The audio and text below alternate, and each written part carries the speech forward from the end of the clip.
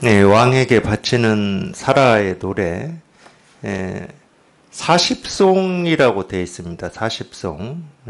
이제 이 사라라고 하는 이분이 이제 이 9세기 사람이라고 그래요. 물론 이제 이 사라라고 하는 이름은 자기 스승이 지어준 거예요. 원래 이름은 이런 이름이 아니었고, 이분이 원래는 뭐 원래라고 하니까 좀 이상하긴 하는데 그걸 뭐라고 해야 됩니까? 인도에서 인도인가 인도일 거예요. 우리 보면은 저 인도에 보면은 예, 바가바드 기타라든지 이런 걸 뭐라고 그러죠? 무슨 그쪽 경전 잊어먹었어. 또. 하여튼 제 말이 맞는지는 모르겠지만 브라만교 브라만교를 어릴 때부터 이렇게 공부를 해가지고 왕의 뭐라 그 조언자 뭐라고 그러죠? 불교에서는 국사라고 그러죠. 왕한테 어떤 조언을 해주는 자문 그룹. 이분도 그랬어요. 근데 어쩌다가 이분이 어떤 브라만교가 아니고 그걸 뭐라고 하는데 인도에서는 바가바드 기타니 뭐 이런 거. 하여튼 그거에 어떤 한계를 느껴가지고 궁에서 나왔어요. 나와가지고 나름 뭐 이렇게 방황도 하고 그러다가 이제 스승을 만나게 된 건데 물론 이제 이분 스승도 여성이었습니다. 여성. 어느 날 꿈속에서 시장에서 어떤 꿈에서 여성을 봤는데 그 다음 날인가 자기가 꿈에서 봤던 여성을 진짜 그 시장에서 이렇게 만나게 됐. 하여튼 그런 얘기가 있어요. 전설 같은 얘기인데. 근데 이제 그분이 하는 일은 시장에서 화살을 뭐 이렇게 만들어서 파는 일을 했다고 그래요.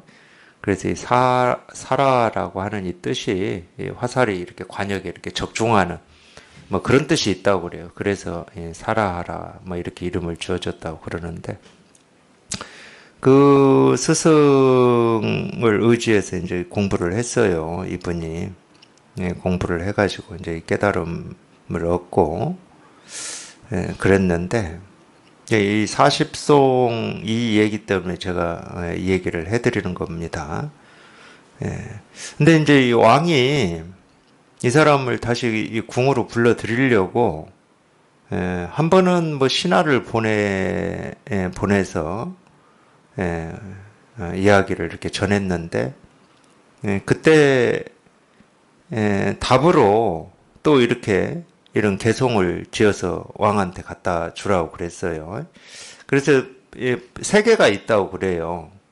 지금 남은 거는 이 40송 이거 하나 남았다고 그러는데 뭐 신하가 왔을 때 하나 있고 그다음에 왕빈가도 와서 궁으로 들어오시라 이랬을 때 또 이런 걸 하나 지어줬고 나중에는 이제 왕도 와서 들어오라고 했을 때 또 노래를 이 개송을 이렇게 지어서 주었다고 그러는데 이게 아마 왕이 찾아왔을 때 지어준 노래지 않을까 제 기억으로는 그렇습니다.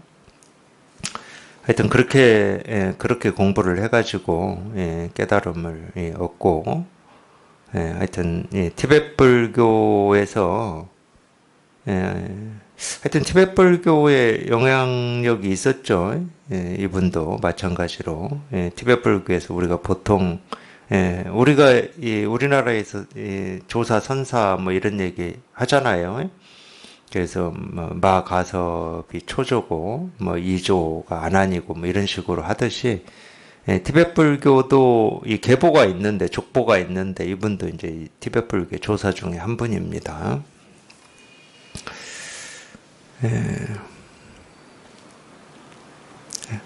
문수 보살님께 귀의합니다. 악의 힘을 파괴하신 분께 귀의합니다.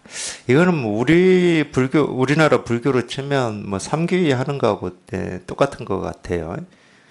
부처님께 귀의합니다. 뭐 성단에 귀의합니다. 뭐 이런 식으로 하잖아요. 우리나라도. 그러니까 문수보살님께 귀의합니다. 악의 힘을 파괴하신 분께 귀의합니다. 그러니까 이름은 문수보살인데 물론 이제 불교에서 문수보살이라는 이런 걸 이렇게 만들어서 이렇게 부르고 있어요.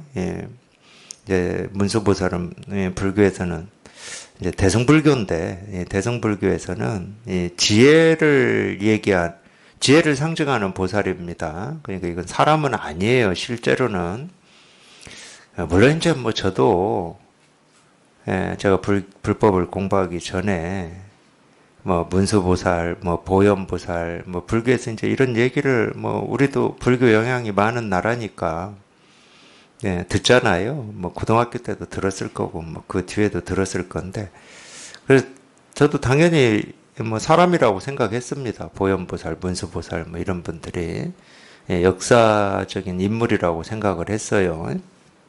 근데 역사적인 인물은 아닙니다. 문수보현이라고 하는 이런 분들은 다 이제 이 법을 우리가 불법이라고 하는 이 법을 상징하는 뭐 이름인데 이거 문수는 이제 이 지혜를 상징한다고 그래요.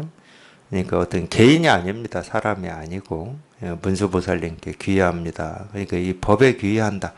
이 법이라고 하는 것은 이 밖에 따로 있는 게 아니고 우리 본래 마음을 얘기하는 겁니다.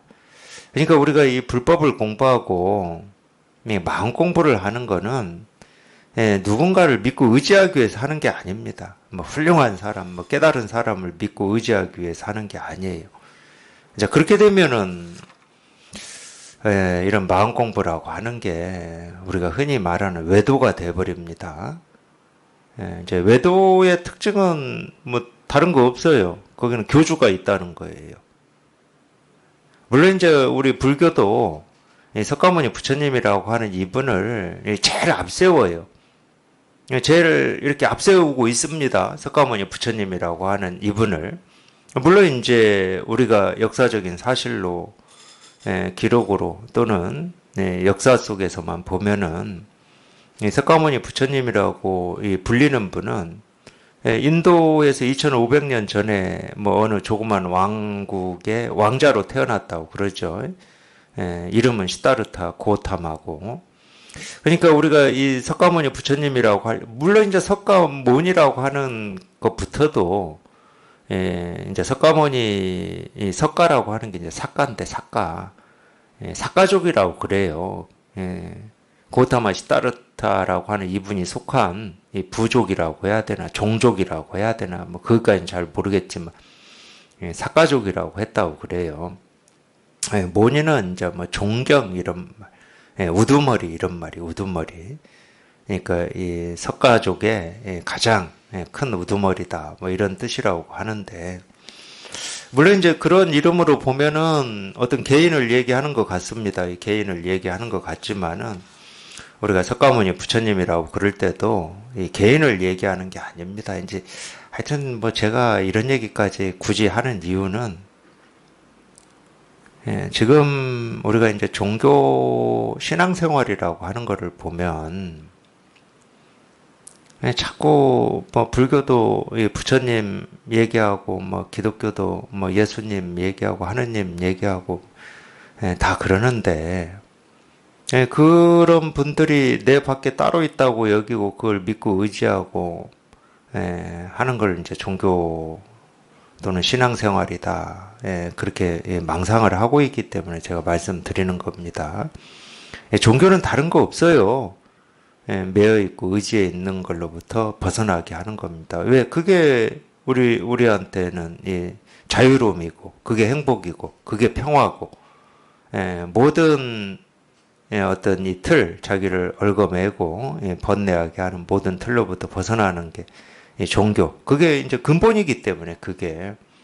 근데 그 근본을 뭐라고 표현할 수 있냐면은 자기 본래 마음이라고 표현할 수가 있는 거예요. 그 근본이라고 하는 게. 근본이 밖에 따로 있고 하늘에 있고 뭐 부처님한테 있는 게 아니고 모든 사람이 날 때부터 누구나 다 갖추고 있고 조금도 부족함 없이 쓰고 있는 그거를 우리가 이제 근본이라고 그러는 겁니다. 이게 종교도 그러니까 이 첫 뜻은 좋은데 신앙생활, 종교생활을 하는 첫 뜻은 참 좋은데 아무래도 이제 이 세속에서 자기가 최고인 줄 알고 자기 욕심대로 살다가 하여튼 이 절대적인 어떤 존재라고 하는 이런 게 있다. 그리고 그걸 내가 믿어야 된다. 그러면은 아무래도 이제 좀 자기를 내려놓는 이런 효과가 있긴 있어요. 그러니까 뜻은 좋아요. 뜻은 좋아. 자만하고 욕심 부리고 막 이런 거를 내려놓는 효과가 있습니다. 뜻은 좋으나 그렇다고 이 절대적인 존재라고 하고 이런 게 이렇게 내 밖에 따로 있다 그러면은 이 종교가 이제 자기를 얽어매기 시작하는 겁니다. 그러려고 우리가 신앙생활을 하거나 마음 공부를 하는 게 아니거든. 자기 본래 마음을 우리가 깨달아야 된다 이렇게 얘기를 하는 거는 본래 마음이라고 하는 게 그 어떤 걸로부터 구속되거나 그 어떤 걸로부터 뭐 이렇게 억압을 받거나 이런 게 없는 거를 우리가 본래 마음이라고 그러거든. 그러니까 우리가 이 갓난아이 생각해 보면 돼요. 우리가 경험할 수 있는 건 그거예요. 일단 못 깨달았을 때는. 갓난아이는 틀이 없잖아요. 틀이. 자기 스스로가 자기 생각을 가지고 자기를 얽어매지는 않습니다. 자기를 괴롭히지는 않아요. 근데 어쨌든 희한하게 우리가 갓난아이로 태어나서 그 뒤에 살면서 알게 모르게 삶에 대한 온갖 어떤 틀과 기준을 막 집어넣어 놨죠. 자기도 모르게 막 집어넣어 놨어요. 집어넣어 놓은 게 뭐냐? 나는 이런 사람이다야 결국은. 나는 어릴 때부터 이런 아픔을 당했고 아니면 나는 뭐 이런 삶의 가치관이나 철학을 가지고 이렇게 살아왔고 앞으로도 그렇게 살 거고 집어 넣어놓은 건 다 그거예요. 나는 어떤 사람이다. 이런 사람이다. 근데 갓난아이는 나라고 하는 그게 없거든. 그러니까 기준과 틀이 없는 거예요. 뭐 있는지 없는지 뭐 제가 100% 알고 얘기하는 건 아니고 그러니까 나는 이런 사람이다라고 하는 이게 진실이 될 수가 없습니다. 그러니까 언제 때부터 그런 생각을 했다. 이거는 우리가 인정할 수 있어. 근데 처음부터 그런 건 아니잖아. 그럼 그게 진짜는 아니지. 언제부턴가 생겨난 거지. 언제부터 생겨난 거를 내가 믿고 의지하는 거지. 나는 이런 사람이다. 뭐 잘난 사람이라고 하든 못난 사람이라고 하든 그건 진실이 될 수는 없어요. 생겨난 거기 때문에.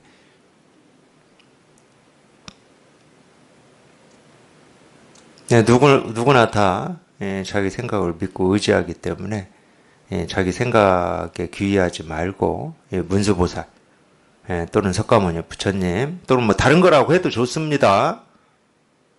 근데 그게 다른 게 아니야. 자기가 태어날 때부터 본래 갖추고 태어나서 한 번도 쓰지 않은 적이 없는 그냥 이 자기 마음에 귀의하는 겁니다. 그러니까 이 공부가 그러니까 제일 좋아요. 뭔가 다른 거에 의지하라고는 안 해. 다른 거에 의지하고 있는 마음을 못하게는 하죠. 못하게. 그 헛것에 의지하고 있으니까. 우리가 이 분별망상이라고 얘기하듯이 자기 생각이 그린 그림에 의지하고 있으니까 그래서 고통, 번뇌가 일어나는 거거든. 그러니까 뭔가에 의지하지 못하게 하는 공부예요. 그게 귀의입니다. 귀의. 귀의라고 하는 게 진짜 귀의는 그걸 귀의라고 그래요. 그러니까 귀의는 견성이에요. 견성. 여기에 통하는 거. 여기에 통해서 이거 하나 이렇게 분명한 거. 그게 귀의죠. 악의 힘을 파괴하신 분께 귀의합니다. 이 악의 힘이라고 하는 것은 분별망상입니다. 근데 왜 이 분별망상이라고 하는 게 악의 힘이라고까지 표현을 하느냐. 이 분별망상이라고 하는 것은 그냥 분별망상이 아니야. 그냥 아예 버릇이에요, 버릇. 근데 자기가 하고 싶지 않다 한다고 해서 안 나오는 게 아니야. 그러니까 악의 힘이라고 그러는 거예요. 그냥 워낙 오랫동안 해와가지고 버릇이 돼버렸기 때문에 자기도 모르게 나와버리는 거예요.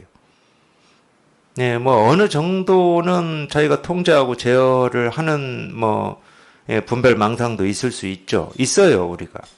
네, 사회생활이라고 하는 거는 이제 그런 거를 이렇게 훈련하고 배우는 거니까.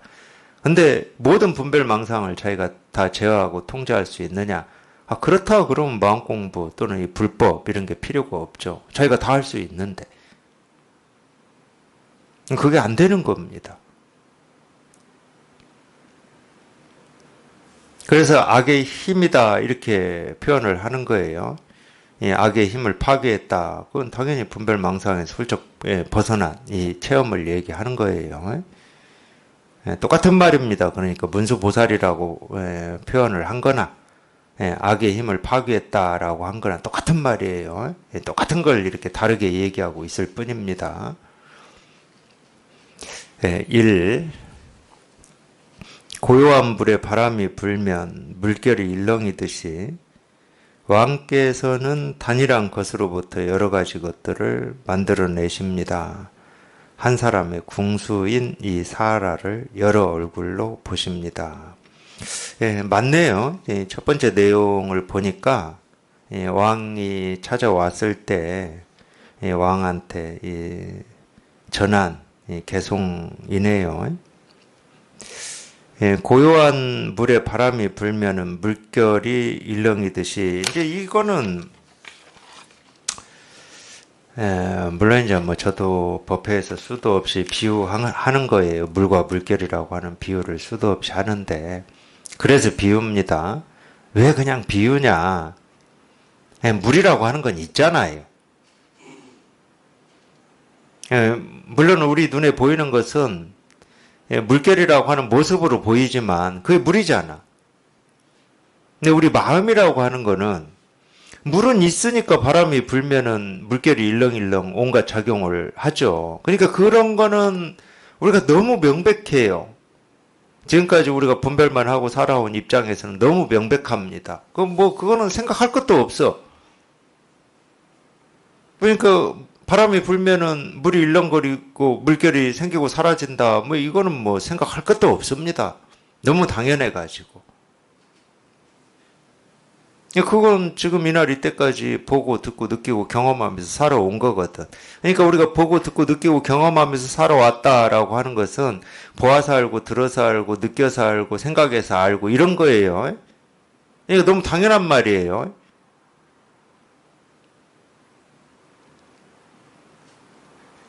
근데 실은 바람이 불어서 물결이 일렁인다라고 하는 이 사실을 가르쳐 주려고 이 말을 하는 게 아니거든. 그래서 비유라고 이제 얘기를 하는 건데, 그렇듯이, 비록 우리 본래 마음이라고 하는 거는 물처럼 우리가 볼 수도 없고, 들을 수도 없고, 느낄 수도 없고, 생각으로 헤아려서 알 수는 없지만, 그렇다고 없는 건 아니야. 아예 없다 그러면은, 바람이 분다고 물결이 일렁일 수 있습니까? 아예 없다 그러면은? 아무리 바람이 불어도 일렁이질 않아요. 아예 없는 거라면.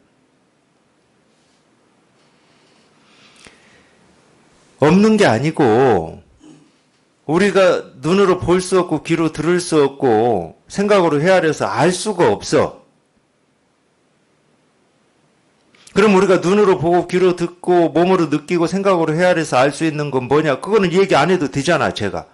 지금 이날 이때까지 보고 듣고 느끼고 경험하는 모든 것, 자기가 세상이라고도 하고 삶이라고도 하고 아픔이라고도 하고 즐거움이라고도 하고 그냥 지금까지 경험한 걸로만 봐도 수천 수백만 번씩 경험한 거,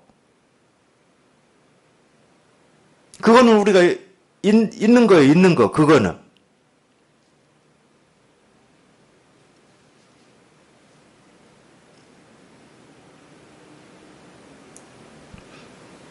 근데 우리 마음이라고 하는 거는 우리가 지금 이날 이때까지 눈으로 봐서 알고 들어서 알고 느껴서 알고 생각해서 아는 그런 것처럼 보이고 들리고 느껴지고 생각으로 이거구나 저거구나 이렇게 분별이 되지 않는다는 거야.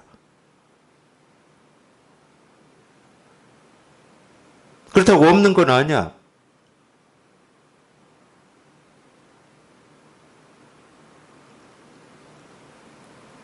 물 가지고 얘기하면 그냥 너무 당연해가지고 우리 머리 하나도 안 아프다니까. 근데 마음을 가지고 얘기할 때는 달라요.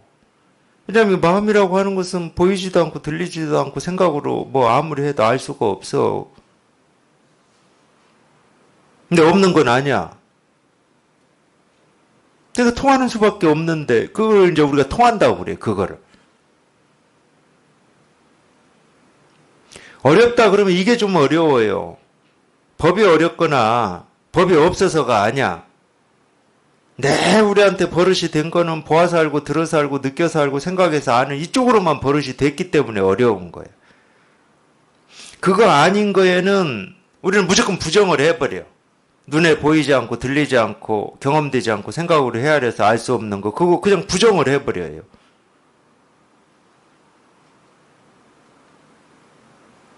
왜 이쪽 방향으로만 익숙해져 버렸기 때문에. 그리고 눈에 보이지 않고 알 수 없는 거 가지고 뭘 한다고 이렇게 돼버리는 거예요.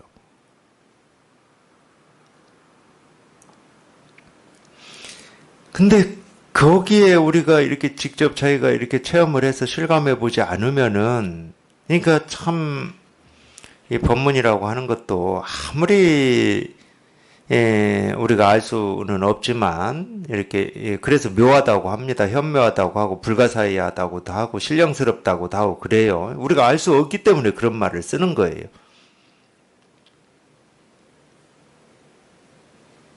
그러니까, 저희가 직접 여기 이렇게 실감해보지 않으면은 이게 그냥 까마득한 거예요. 그러기 때문에. 그냥 생각으로 또, 그렇지. 그런 게 있지. 이러든지. 알 수 없는 뭐가 있는 거지. 이러든지. 알 수 없는 뭐가 있지. 그럼 그건 아는 거지. 알 수 없는 뭐가 있다는 사실을 또 알고 있는 거잖아. 그러니까 까마득한 거예요. 알 수는 없는데 왜 이렇게 있는 거다. 그러니까 까마득한 거지. 저걸 어째 할 수가 없는 거지. 당연히 자기 삶이기 때문에 번뇌도 없고 고통도 없고 갈등도 없고 이렇게 자유롭고 싶어. 얼마나 달콤한 음식입니까? 그냥 그런 게 있다. 그러면 그냥 얼른 가서 그냥 확 이렇게 물고 싶지. 당연히. 누가 고통 속에 있고 싶겠습니까? 누가 번뇌 속에 있고 싶고 갈등 속에 있고 싶겠어요? 그런 게 있다. 그러면 그냥 당장 가서 그냥 확 그냥 물어서 삼키고 싶죠. 근데 그게 안 되니까 심정은 그냥 당장 그냥 이렇게 딱 잡아서 내 걸로 하고 싶지만 이게 어느 방향 또는 어디에 있는지를 알 수가 없으니까 잡을 수가 없어.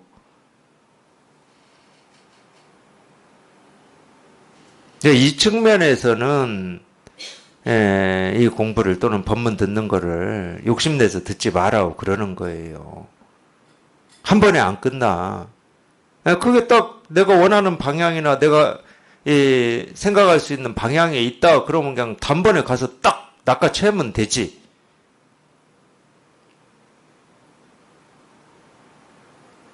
근데 그렇게 안 되니까.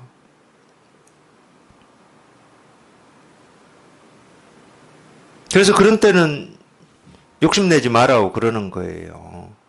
욕심을 내봐야 더 왔다 갔다만 하고 헤매기만 하니까. 그 측면이 있기 때문에 제가 한우물을 파라고 아까도 얘기를 한 겁니다. 그러니까 그 측면에서는 진득해야 돼, 사람이. 왔다 갔다 해버리면 정말 왔다 갔다 하다가 그냥 끝나요. 어차피 어찌 할 수 있는 게 아니야. 뭐 어찌 한다고 되는 게 아니야. 어찌 해봐야 더 돌아가기만 해. 돌아라도 가서 그냥 이거를 우리가 체험을 하고 모든 번뇌에서 벗어날 수만 있다. 그러면 저는 100번, 1000번 돌아가라고 합니다.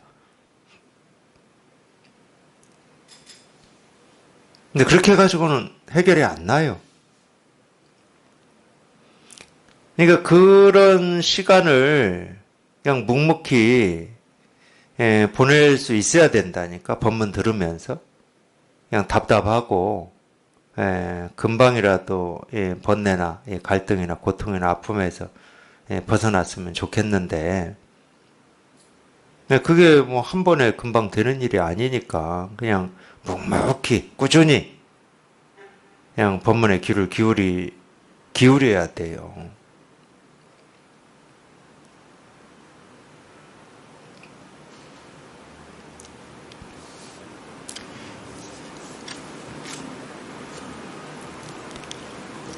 이게 눈에 보이질 않아, 이게. 근데 자기가 여기 이렇게 딱 통해 보면 이게 근본이야, 근본. 우리가 보고 듣고 느끼고 경험되는 모든 거는 다 여기에서 생기고 사라진다. 이제 이런 말이 그때서 들리기 시작하는 거예요. 그럼 어디? 그러면 생각이야 또. 어디가 아니야.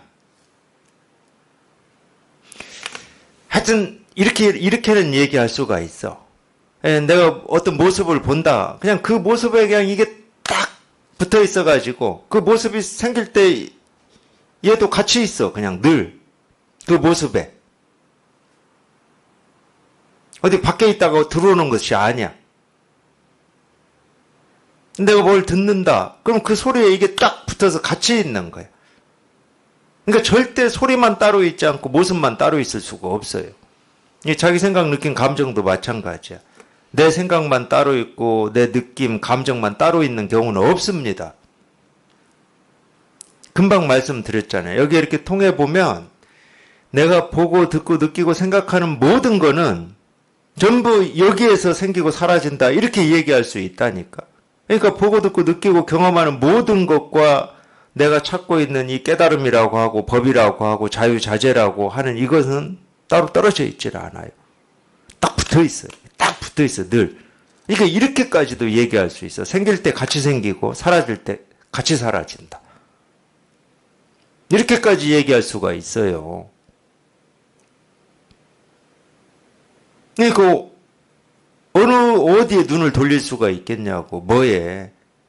지금 눈앞에 보이는 모습에 자기가 찾고 있는 이 실상이 조금도 부족함 없이 다 드러나 있는데 뭐가 부족해서 뭐 또 따로 뭐를 해야 깨달아지고 안 깨달아지고 할 수 있겠냐고. 그런 일은 없어요. 그건 있을 수가 없어. 우리가 이거를 체험하고 이거를 깨달을 때는 늘 지금 눈앞에서 깨닫는 거예요. 늘 눈앞에서. 왜? 눈앞에 드러나 있으니까. 그게 말이냐 모습이냐 그건 상관이 없습니다. 말이든 모습이든 내가 찾고 있는 이 실상이라고 하는 뭐 이걸 진리라고 해도 좋고 깨달음이라고 해도 좋은데 불성이라고 해도 좋아요. 이러면 뭐라고 해도 좋아. 아니면은 이렇게 이름 붙일 수도 있어. 이 삶의 모든 고통과 불안과 두려움에서 훌쩍 벗어나는 것. 이렇게 붙여도 돼.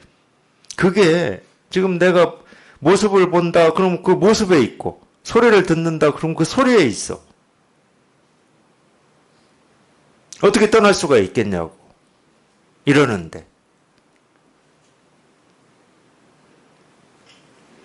거기서 우리는 한 번도 떠나본 적도 없고 벗어난 적도 없어요.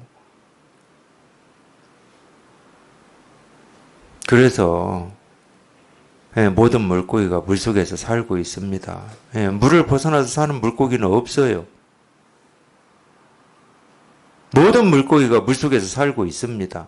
근데 자기만 희한하게 물이 아닌 것 같고 물을 벗어난 것 같고 내 삶은 뭐가 지금 잘못된 거는 물고기한테 잘못된 건 하나밖에 없어요. 물이 없는 곳에서 살고 있는 거. 그거밖에 없지. 제일 큰 일이지 그게.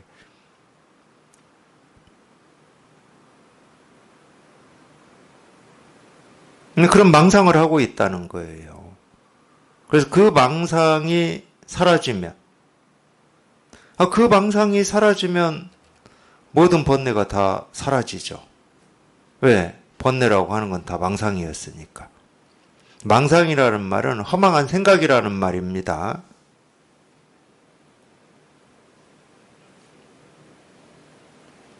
네, 불편이 있고 아픔이 있고 힘겨움이 있을 때는 우리는 누구나 다 그걸 사실로 여겨요. 사실. 당연히 사실이라고 그럽니다. 네, 그래서 못 벗어나는 거예요. 사실인데 어떻게 벗어나? 그게 현실인데 어떻게 벗어나? 사실이고 현실을 우리가 벗어날 수 있습니까? 내 인생은 이런 인생이야. 그렇게 정해져 있다고 쳐. 그거 어떻게 벗어나? 정해졌는데.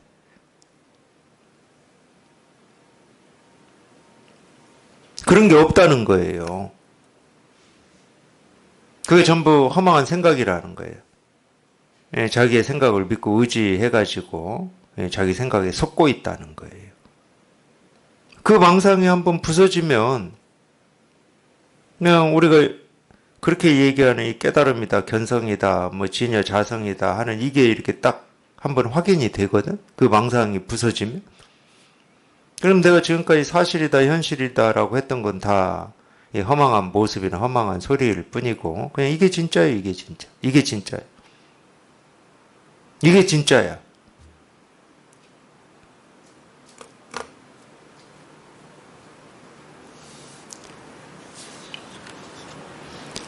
우리가 지금까지 살면서 뭐 이러니 저러니 했던 이게 불교에서 얘기하듯이 그게 꿈과 같은 생각이 아니었다. 그러면 우리는 죽었다 깨어나도 고통에서 못 벗어납니다. 그 꿈과 같은 생각이 아니었다. 어떻게 벗어나? 그게 꿈과 같은 생각이 아니고 사실 현실이며. 그 얘기는 뭐하고 똑같냐면 물론 이제 우리 단군 신화는 호랑이하고 곰이 빛이 들어오지 않는 어두운 동굴에서 100일 동안 쑥과 마늘만 먹으면 사람 된다 그랬어요. 신화니까 그럴 수 있었겠죠. 근데 제가 무슨 얘기하고 싶은 거냐면은 우리가 본래 중생으로 태어나서 중생으로 산다. 그럼 아무리 공부를 하고 뼈를 깎는 수행을 한다 하더라도 부처 못 되는 겁니다. 왜? 본래 중생이기 때문에. 본래 곰으로 태어났는데 지가 뼈를 깎는 수행을 한다고 해서 사람 될 수 있겠습니까? 근데 부처니 중생이냐 하는 게 다 허망한 생각일 뿐이야. 꿈 같은 생각일 뿐이야. 그렇기 때문에 우리가 공부를 할 수 있고 이 공부를 해서 모든 이 고통과 번뇌와 갈등에서 벗어날 수가 있는 겁니다. 그게 아니라면 못 벗어나요. 근데 이제 뭐 아까도 얘기를 했지만은 자꾸 이제 그렇게 말씀들을 하시거든. 이런 상처가 있다 막 이런 식으로 그게 사실 현실이 아니냐 그러거든. 절대 아닙니다. 그게 사실 현실이면 우리가 죽을 때까지 어떻게 벗어나냐고. 그 고통 속에서 살아야지.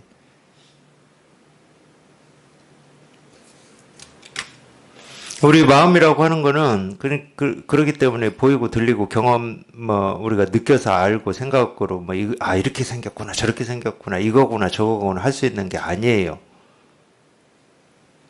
그러니까 이 마음 공부는 오로지 체험이고 경험의 공부입니다. 생각은 필요가 없어요. 또 우리가 보고 듣고 느끼고 경험하는 세계는 꿈과 같은 세계다. 그러니까 또 이런 말을 듣고 그걸 또 사실 현실로 알아들어 버리면 되게 어리석은 겁니다. 경험의 공부라고 제가 말씀드리잖아요. 경험의 공부라고 자기가 직접 체험을 해야 되는 거예요. 남이 그렇게 말했기 때문에 그렇구나 이런 공부가 아니야. 아무리 부처님이 좋은 말씀을 하시고 어쩌고 저쩌고 했다 하더라도 그건 부처님 말씀이고 그거를 자기가 직접 경험해 보지 않으면 그건 자기 말이 아닙니다. 자기 삶이 아니에요. 남의 삶이야.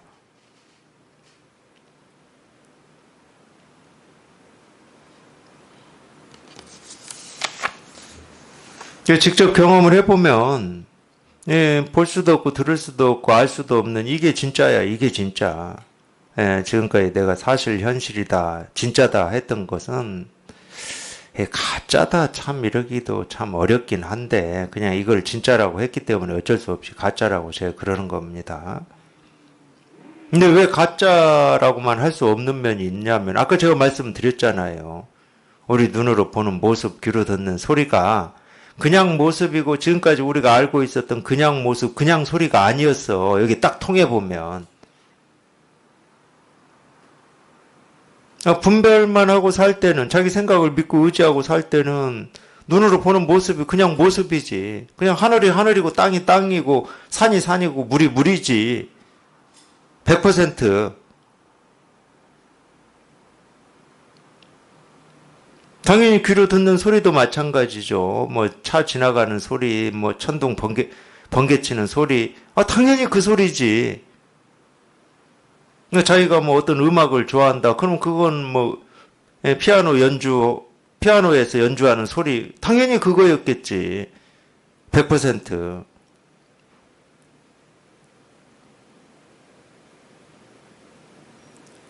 근데 그게 아니에요. 모습이 모습이 아니고 소리가 소리가 아니다는 말이 아니야. 모습인데, 지금까지 우리가 알고 있는 모습인데 그 모습이 예, 알 수 없고 말할 수 없고 볼 수 없고 들을 수 없는 예, 말은 제가 이렇게 얘기하지만 예, 알 수 없고 들을 수 없고 생각으로 예, 헤아릴 수 없고 뭐 들을 수 없다 이렇게 제가 말은 하지만 그게 뭐냐? 예, 자기가 겪고 있는 모든 이 분별 망상, 이 번뇌 갈등, 이 아픔으로부터 훌쩍 벗어난 그거를 제가 이렇게 표현하는 겁니다. 알 수 없는 어떤 거를 내가 체험한다 이 정도가 아니에요. 그 정도라면 뭐 굳이 공부할 필요가 있나요? 지금까지 살아왔던 이 자기 삶을 송두리째 뒤집는 거예요. 근데 뭘 뒤집냐? 내가 고통이라고 생각했던 게 고통이 아니고 갈등이라고 생각했던 게 갈등이 아니고 세상이라고 생각했던 게 세상이 아니고 옳다고 생각했던 게 옳은 게 아니고 그러다고 생각했던 게 그런 일이 아니었어. 그러니까 송두리째 뒤집어 버리는 거죠. 뒤집어졌는데 희한하게 마음에 아무 걸림이 없고 아무 갈등이 없고 고통이 없어. 그냥 다 사라져 버렸어.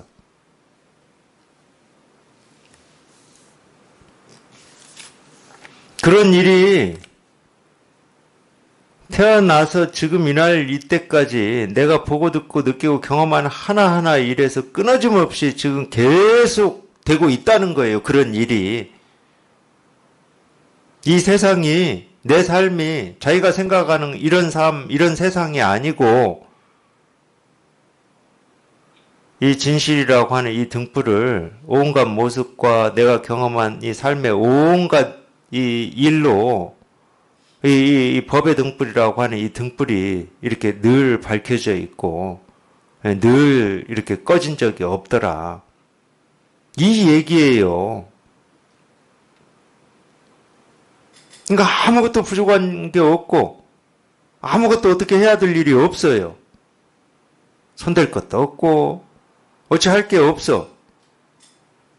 근데 자기만 뭔가 그냥 삶이 뭐 이러니 저러니 하면서 그 굴레가 어쩌니 저쩌니 하면서 자기만 그렇게 그냥 몸부림을 치고 발버둥을 치고 뭐 있니 없니 사실이니 아니니 진짜니 가짜니 하면서 그러고 있는 거예요.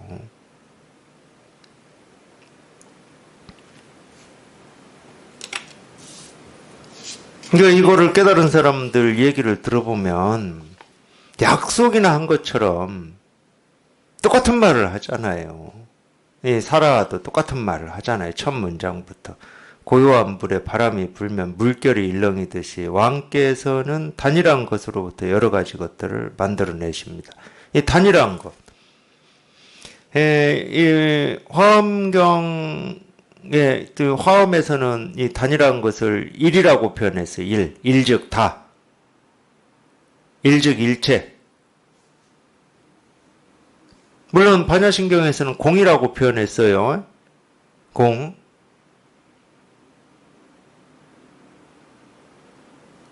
물론 선에서는 이 마음이라는 말을 많이 써요. 마음이라고 이 얘기를 해버립니다. 그러니까 일체 유심조다. 예, 모든 게, 이 우주 삼라만상이 전부 이 마음에서 생겨난다. 이렇게 표현하거든요. 그러니까 이 단일한, 여기에서 모든 것이 만들어진다는 거예요. 모든 것이, 여기에서.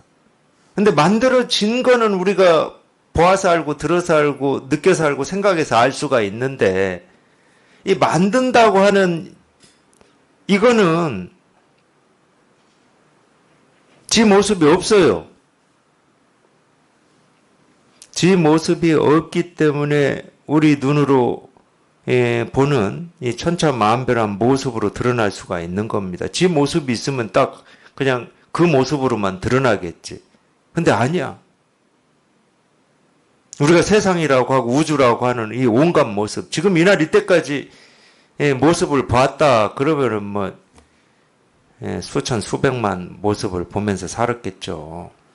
그 천차만별한 그 모습이 지금까지 보아왔던 또는 앞으로도 보고 살 그 모습이 전부 이거라는 거예요. 이거. 이게 움직여서 이 세상이 드러났다 이 말이에요. 쉽게 말하면. 그러니까 우리가 뭐 자연과학이나 천체 물리학에서 이 우주를 설명하는 거하고 완전히 다릅니다. 과학에서 설명하는 거하고 완전히 달라요. 제가 이런 얘기하면은 지금도 그럴 거예요. 지금도 뭐 인터넷 이런 데서 불법을 얘기하시는 분들 중에 뭐 양자역학이나 뭐 이런 걸로 막 얘기하시는 분들이 있는데 그분들은 불교가 뭔지 모르기 때문에 그래요. 저는 이 부분은 자신 있게 제가 얘기할 수가 있어요.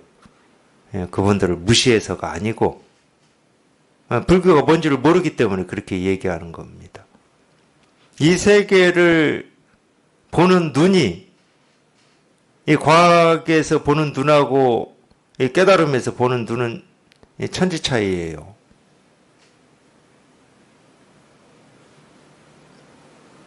그래서 과학에서는 아직도 이 세계가 어떻게 탄생했냐, 뭐 빅뱅이냐, 뭐냐, 막 그쪽으로 가잖아.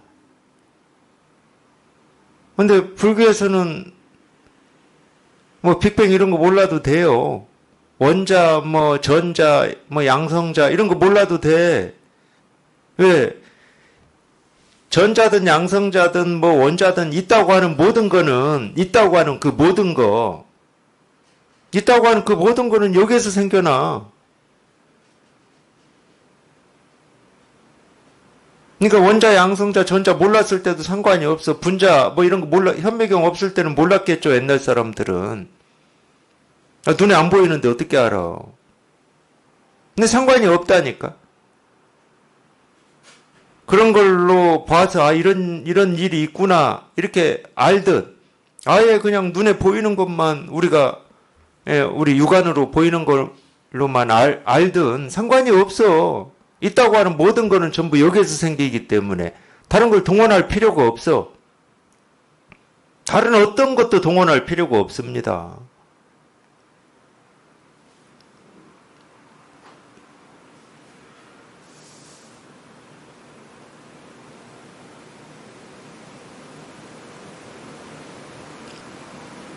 당연히 사람도 여기서 생겨납니다.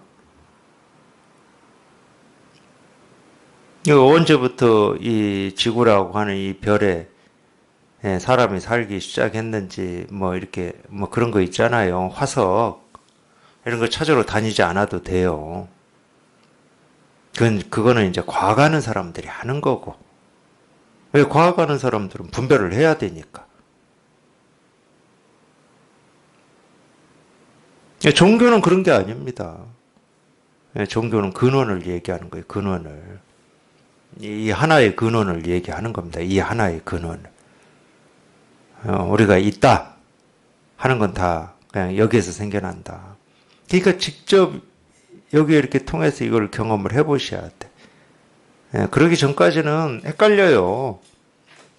지금까지 배우고 익힌 이 버릇이 있기 때문에 자기 생각 틀, 기준이 있기 때문에 헷갈립니다. 진짜 그런가 이런 의심도 들고.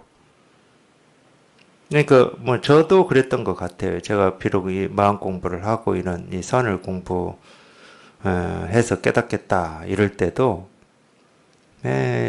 법문 들어보면은 뭐 이해가 안 됐어요. 이해가. 아 진짜 그럴까? 진짜 모든 게 다 일체유심조라고 여기서 생겨난다고? 그게 이해가 될 리가 없죠. 이거는 보이고 들리고 뭐 확인할 수 있는 게 아니니까. 그런 부분이 좀 헷갈리고 의문이 있었던 것 같아요. 저도 법문 이렇게 들으면서 공부할 때. 지금 기억나는 거는 이런 거예요.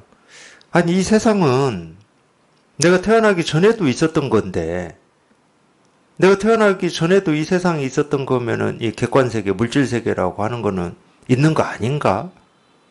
뭐 이런 고민, 이런 의문들도 있었죠, 저. 근데 지금까지 저희가 배우고 익히고 옳다고 여기는 이 생각을 가지고는 불법의 이런 가르침, 특히 뭐 양자역학 뭐 이런 얘기 하는 사람들은 이 불법의 가르침을 믿을 수가 없는 거예요.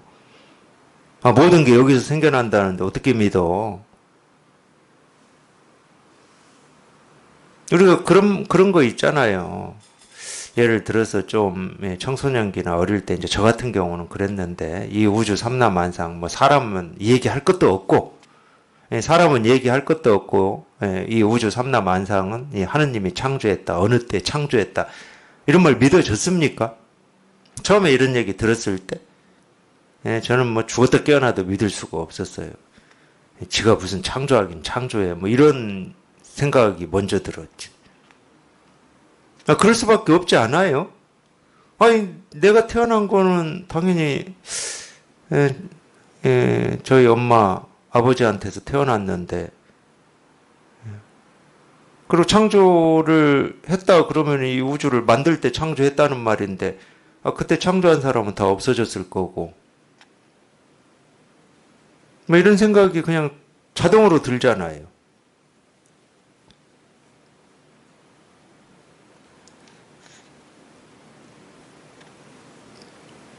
그런 게 다른 거라고. 그렇게 우리가 합리적이고 논리적이고 과학적으로 뭐 그렇게 사고하는 거하고 종교에서 얘기하는 이 창조 또는 일체유심조 이런 말하고는 완전히 다른 말이에요. 이건 경험의 일이에요. 경험. 창조했냐 안 했냐 모든 것이 마음에서 나오냐 안 나오냐는 그거는 이제 우리가 좀 믿음의 문제야. 믿음의. 그냥 그렇게 우리가 믿자. 이런 문제예요. 근데 마음 공부는 경험의 문제입니다. 체험의 문제예요. 체험 전에는 그냥 뭐 그럴 수도 있지 하고 뭐 그냥 믿어야지 또는 안 믿어야지 이런 겁니다. 그건 아무 소용이 없어요. 그건. 아니, 직접 경험을 해보면 이거는 뭐 부정 긍정할 수 있는 게 아니니까 이거는. 부정 긍정되는 게 아니에요. 내가 믿어야지 해서 믿어지는 것도 아니고 안 믿어야지 해서 부정되는 것도 아닙니다. 그냥 체험의 문제예요. 그래서 체험을 해서 이제 꾸준히 이렇게 공부를 하다 보면 이제 그런 게 갈라집니다. 과학에서 얘기하는 거하고 자기가 체험해서 이렇게 익숙해진 이거하고는 완전히 딴 세상이구나. 근데 우리가 이제 지금 이날 이때까지 이 세간에서 배우고 익히고 살아왔잖아요. 이걸 다른 말로 하면 분별망상에 익숙해졌다는 거예요. 그러니까 이거를 비록 체험해서 이렇게 공부한다 하더라도 이 익숙해진 이 분별망상이라고 하는 이 기준과 틀하고 부딪힙니다. 부딪히죠. 아무리 체험했다고 해서 예를 들어볼게요. 모든 게 우리가 보고 듣고 느끼고 경험되는 모든 게 그냥 여기에서 다 생기고 사라진다. 이런 말이 그냥 덥석 믿어질까요?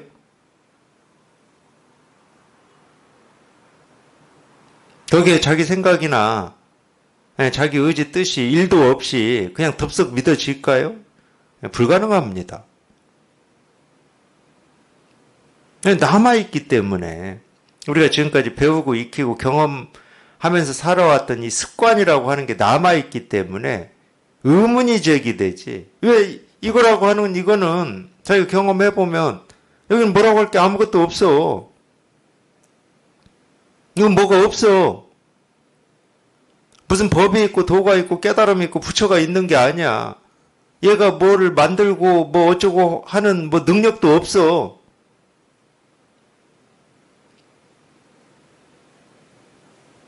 근데 뭐를 만들어내기는 만들어내. 이런 생각들이나 이런 의문들이 자기도 모르게 떠오를 거라니까.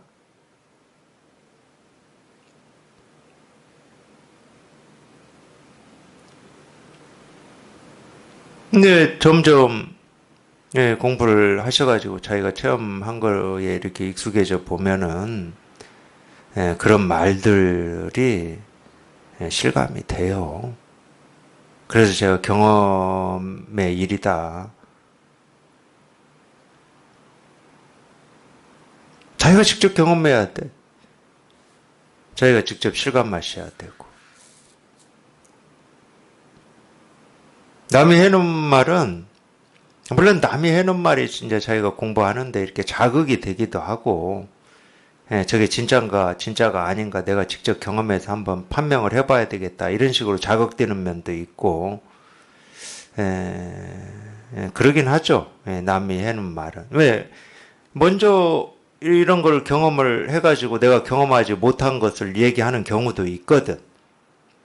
모든 가르침이 내가 경험한 것만 얘기하지는 않아요.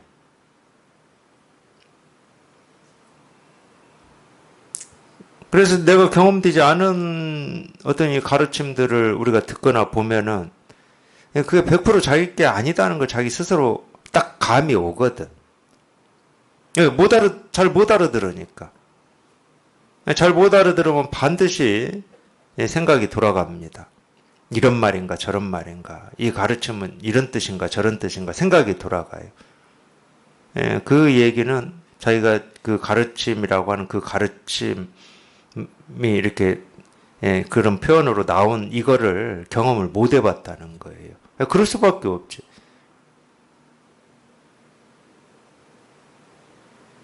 그러니까 자극이 되는 거예요. 그래서 어느 날 갑자기 자기도 모르게 이제 그런 경험이 딱 찾아오면, 그 전까지는 저게 무슨 말인지, 저게 어떤 말이지 했던 이런 게 그냥 그 경험이 딱 왔을 때 그냥 곧장, 그게 다 해결이 돼버리는 거예요. 뭐 이론을 공부하고, 뭐를 이렇게 생각해서, 이렇구나 저렇구나, 이런 공부가 아닙니다.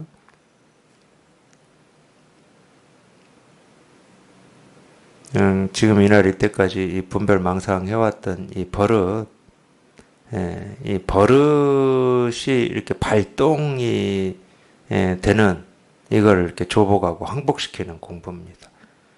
그럼 지혜라고 하는 건 본래 다 갖춰져 있기 때문에 누구나 다 어떤 사람한테도 지혜는 누구한테나 다 갖춰져 있기 때문에 분별망상하는 버릇이 조복되고 항복되면 될수록 이 지혜는 저절로 밝아지는 거예요. 그런 거하고 똑같은 것 같아요. 예를 이제 이것도 비유인데, 먹구름이 잔뜩 끼었어요.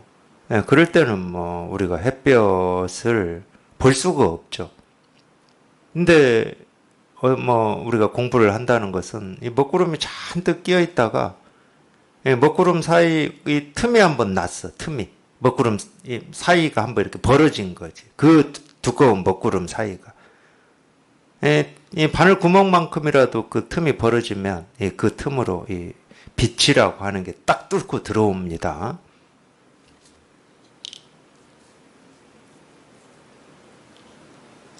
빛은 한 번도 없었던 적이 없는데 먹구름에 가려서 빛을 자기가 한 번도 실감하거나 경험해 보지를 못하다가 그런 이 틈이, 이 구멍이 예, 바늘구멍만큼 뚫려가지고 이제 바늘구멍으로 들어왔던 한꺼번에 먹구름이 다 사라져가지고 온 천지로 쏟아져 들어왔던 빛은 그 빛입니다. 우리가 물을 확인하는 데는 이 물 한 방울을 가지고 확인하는 거나 예, 바닷물을 뭐 통째로 뒤집어 써서 확인하는 거나 예, 똑같은 물이에요. 네, 그러듯이. 이제 그러다가 이제 우리가 공부를 한다는 것은 그 먹구름이 이제 점점 옅어져 가지고 이제 좀 뭉게구름이 되기도 하고 뭐 이렇게 시로라기 구름이 되기도 하고 뭐 예, 쉽게 말하면 그런 거예요. 예, 그러다가 예, 흔적과 자취가 예, 하나도 없는. 예, 그거를 이제 우리 분별망상하더니 버릇을 조복하고 항복시킨다 이 말인데 그러면은 아무것도 걸림이 없는 거지. 온통 그냥 온 천지가 예, 빛이지. 근데 그 빛은 만들어진 빛이 아니잖아요. 늘 있던 빛입니다. 이거 똑같은 거예요. 그러기 때문에. 우리가 자기 생각을 믿고 의지하고 예, 지금까지 살아온 예, 버릇으로 보면은 예, 부처님의 깨달음이라고 하고 뭐 예, 다른 걸로 얘기해도 됩니다. 뭐 성령이라고 얘기해도 돼요. 다른 걸로 얘기해도 돼요. 그게 자기 스스로한테 다 갖춰져 있고 조금도 부족함이 없다 이런 말을 어떻게 믿겠냐고. 차라리 양자역학을 믿고 말지.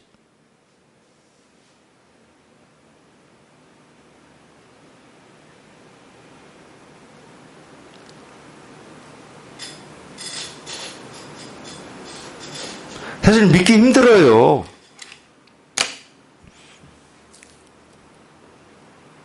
저희가 여기에 통해서 예, 공부를 하시면서 그걸 경험을 해야 그냥 믿어지는 거지. 본래 그러함을 그냥 믿어지는 거예요. 본래 그러해. 근데 그 경험을 하지 않고 어떻게 믿겠냐고. 내 삶이 전혀 부족함이 없다고?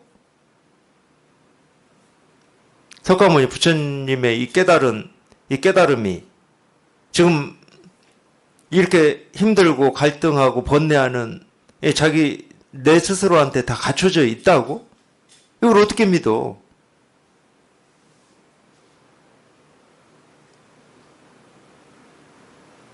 이거 처음에는 이 불성을 믿기가 어렵고 이제 이거를 체험했다 그러면은 뭘 믿기가 어렵냐면 이 지혜를 믿기가 어려워요. 그렇더라고 제 경험으로 보면은 이 지혜라고 우리가 체험을 했다 그러면 이 지혜라고 하는 게 이렇게 자유자재로 뭐 조금도 부족함 없이 이렇게 드러나려면은 뭔가를 해야 될 것 같거든. 뭔가를 책도 좀 읽어야 될 것 같고 막 뭔가를 해야 될 것 같은.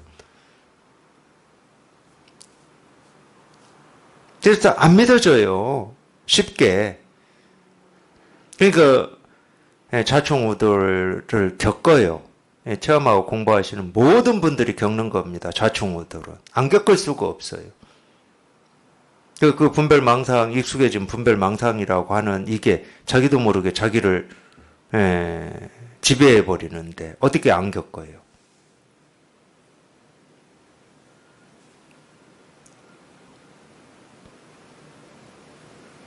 그래서 그런 얘기를 자주 하는 거예요. 이 공부의 이 비결은 따로 없다. 특별한 방법이 없다. 없어요. 특별한 방법이. 왜 없겠습니까? 본래 누구나 다 그 지혜를 다 갖추고 있으니까 없는 거예요.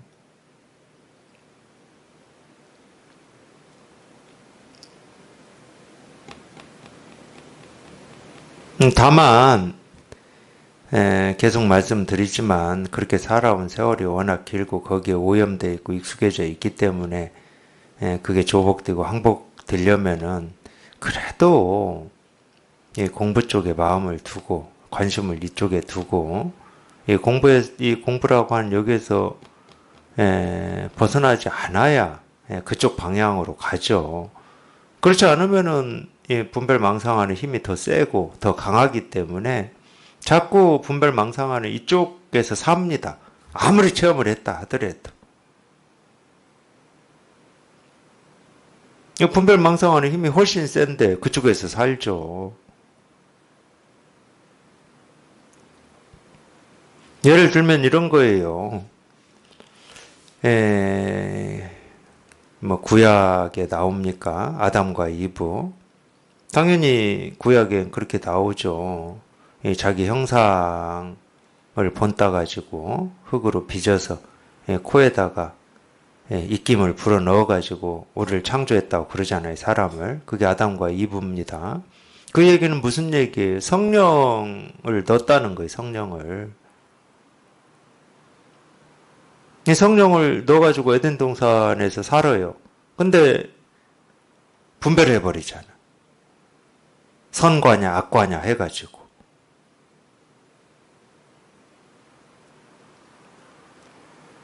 이 분별의 힘이라고 하는 거를 우리가 평생을 그 힘으로 살아왔는데 그걸 우리가 무시하면 안 됩니다. 그러니까 이 공부 속에서 벗어나지 않아야 되는 거예요. 충분히 자기 체험에 이렇게 익숙해져서 더 이상 분별하던 버릇, 망상하던 버릇에 이렇게 휘둘리지 않을 때까지는 그래도 조금 이 마음을 공부 쪽에 두셔야죠. 그건 어쩔 수 없습니다. 안 그러면 반대로 가버리니까. 가만히 있으면 그냥 분별 망상하는 쪽으로 가게 돼 있는 거예요. 그쪽에서 잡아다니는데 어떻게? 그 힘이 더 센데. 그래서 이제 옛날부터 뭐 20년, 30년 이런 얘기를 하는 거예요. 아무리 그런다 하더라도 우리 부처님의 지혜라고 하는 것은 모든 사람들이 다 가지고 있습니다. 조금도 부족함 없이 다 가지고 있어요. 그렇기 때문에 제가 어떤 때 그런 말씀 드리잖아요. 자기 삶은 뭐 이러니 저러니 막 이러는데 그 진실이 아니라고.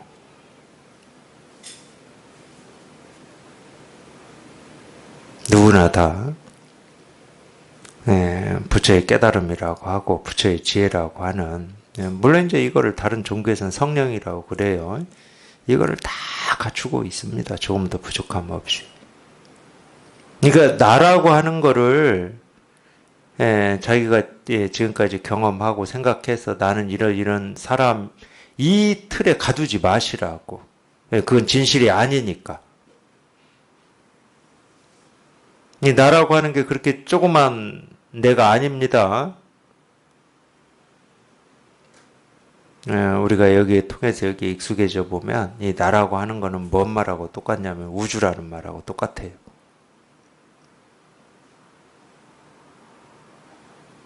나라는 말이나 우주라는 말이 똑같아. 분별할 때야 뭐 당연히 나라고 하는 게 이 조그만 몸뚱아리에 속해 있는 뭐 그런 거지 뭐.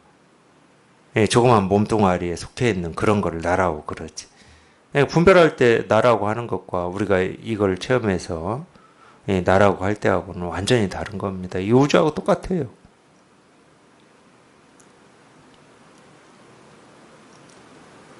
왕께서는 단일한 것으로부터 여러 가지 것들을 만들어내십니다. 한 사람의 궁수인 이 사라를 여러 얼굴로 보십니다. 이 말을 뭐 왜 했는지는 뭐 저는 모르겠어요. 저는 모르겠지만 위에서부터 보면 왕께서는 단일한 것으로부터 여러 가지를 만들어낸다 뭐 이렇게 얘기를 하는 거 보니까 한 사람인 이 궁수, 뭐, 이 한 사람의 궁수가 자기거든요.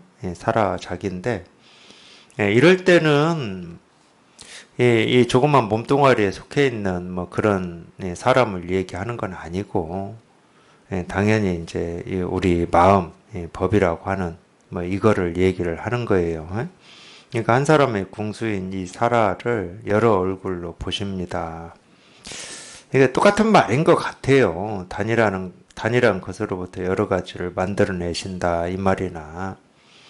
물론 이제 다시 왕궁으로 이제 돌아오라고 하니까, 이전에, 그런, 하여튼, 브라만의 어떤 그거를 가르치는 교사, 왕궁의 이 교사로서 다시 돌아와라. 뭐, 하여튼 그 모습으로만, 보고 그 모습으로만 기억하고 그 모습으로만 생각하고 있으니까 뭐 이렇게 얘기했을 수도 있지만 하여튼 뭐 그런 뜻이 들어 있을 수는 있어요.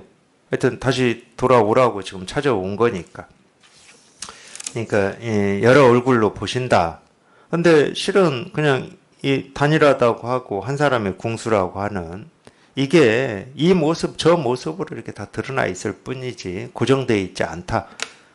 뭐 옛날에는 브라만을 가르치는 자기가 교수였을지는 모르겠지만 그냥 이 여러 모습으로 그냥 인연 따라서 그냥 이 하나가 인연 따라서 그냥 천차만별한 모습으로 이 우주 삼라만상으로 이렇게 드러나 있을 뿐이다. 그러니까 진짜는 드러난 모습이 진짜가 아니에요. 그러기 때문에 분별할 때는 드러난 모습을 진짜라고 그러죠. 그렇기 때문에 뭔가 부족함을 느끼는 겁니다. 우리가 보고 듣고 느끼고 경험되는 게 진짜다. 그럼 우리는 삶에 어떤 의문이라든지 어떤 갈등이라든지 어떤 고통이라든지 번뇌가 없을 거예요. 왜? 진짜이기 때문에. 내가 보고 듣고 느끼고 생각하는 게 다 진짜이기 때문에. 그 얘기는 다른 말로 하면 내가 보고 듣고 느끼고 경험하는 모든 게 다 금덩어리야. 금덩어리 그냥. 근데 뭔 부족을 느끼겠습니까? 근데 그걸 진짜라고 생각은 하는데 그렇게 생각하고 사는데 뭔가 부족을 느껴. 그럼 부족을 느낀다는 말은 그게 진짜가 아니라는 말이거든. 그러니까 빨리 이렇게 돌이킬 어떤 이 감이 좀 있어야 돼요. 이 공부를 하시려면. 그래 자기 생각에 속지 않지. 자기 생각은 늘 가짜를 진짜라고 강요를 하는 거거든. 그러니까 이렇게 돌이킬 감이 있어야 돼. 뭔가 이 불편을 느끼고 이 번뇌를 느끼고 삶의 어떤 이 무거움을 느낀다. 그러면 가짜를 진짜라고 자기가 지금 착각하고 집착하고 있는 거예요. 그 이유밖에 없습니다. 번뇌는 거기서 나오는 거거든. 밖에서 나오는 것도 아니고 안에서 나오는 것도 아니고 거기서 나와. 거기서. 가짜를 진짜라고 여기는 그 착각에서 나오는 거예요. 그러니까 그건 신호예요. 그러기 때문에 뭔가 불편을 느낀다. 그건 신호야. 자기가 지금 가짜를 진짜라고 착각하고 있구나. 집착하고 있구나. 이 신호입니다.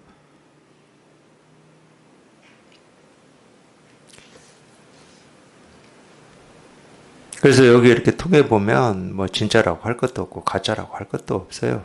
진짜 가짜라고 했던 게 정말로 허망한 생각이고 꿈 같은 생각이었을 뿐이야. 이 세상은 진짜도 없고 가짜도 없어. 부처도 없고 중생도 없습니다. 그냥 어쩔 수 없이 얘기를 한다. 그러면 이거밖에 없어요. 제가 어쩔 수 없이 얘기를 한다. 이거밖에 없어. 그냥 우리가 이 세상이라고 보통 얘기를 하는데 이 세상은 그냥 이거밖에 없습니다. 다른 거 없어요.